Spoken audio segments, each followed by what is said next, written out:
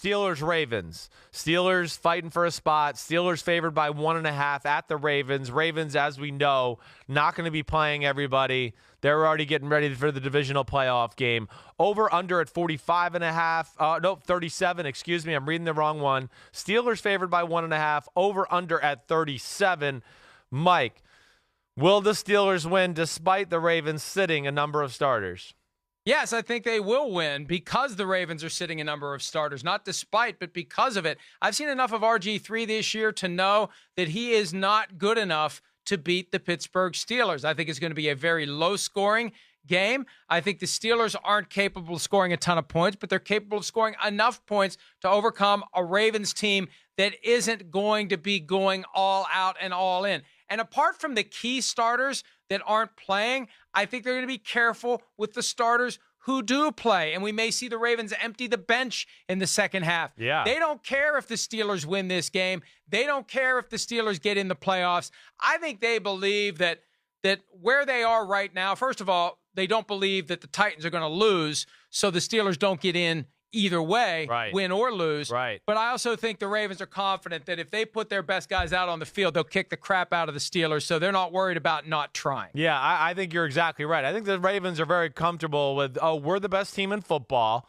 and we're going to get our rest, and if we got to play you on divisional weekend, then we'll be full, fresh, and Lamar Jackson will have 4 rockets up his butt, and you guys will be screwed. And I think that was the right play, because I do think it's scary for a team like the Ravens to play an unmotivated, nothing-to-gain type game against the Steelers and have your starters in there, and then your starters are unmotivated, your coaching staff's unmotivated, you kind of lay an egg, and even if you barely beat the Steelers or somehow lost to the Steelers who were playing for everything, it's going to give the Steelers confidence if they do play each other in the playoffs. The Ravens will start to doubt themselves. Again, are we better than this team? We, barely beat them in Pittsburgh and played a close game with them at home.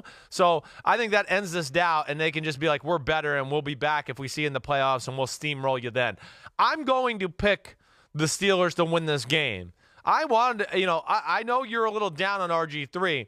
I have no problem. No, I'm not. I'm not a little down on him. I'm a lot down on him. Well, why? I mean, he's coming in mop-up duty time this year. Like, he hasn't been given anything. There's a fundamental difference. And you could put any quarterback out there on the field after Lamar Jackson, and we'd be like, oh, God, bring back Lamar Jackson. I just think there is a fundamental difference in everything about RG3 in comparison to Lamar Jackson. Lamar Jackson is on a level here, and RG3 is down here. The way he moves, there's no explosion. There's just all of the things that Lamar Jackson is, yeah. RG3 isn't, and it does not fare well in comparison. And I think that we're going to be reminded why RG3 was out of football for a full year before he landed in Baltimore as the backup to Lamar Jackson. I mark my words. He's a shell of the guy that he was back in 2012. All right, I'm going to mark your words. I can promise you that. Mark my words. I'm going to mark them. Kiss but my yeah, ass I hear too. you. They're nothing like Lamar Jackson. Ass. Lamar is special. I hear you.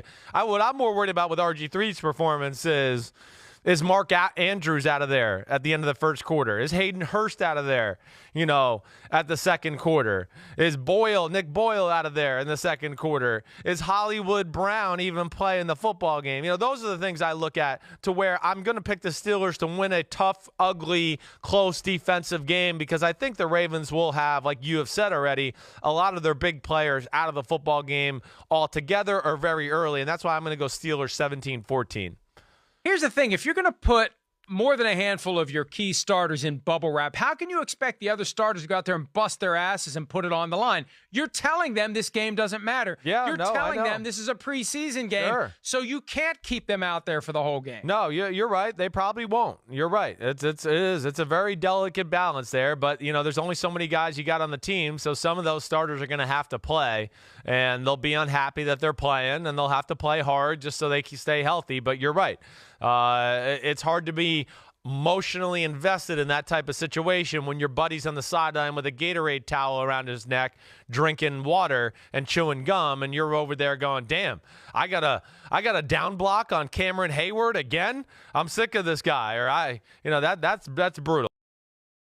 Hi, I'm Mike Tirico, and thanks for watching. Make sure to hit subscribe for the latest news and highlights from NBC Sports.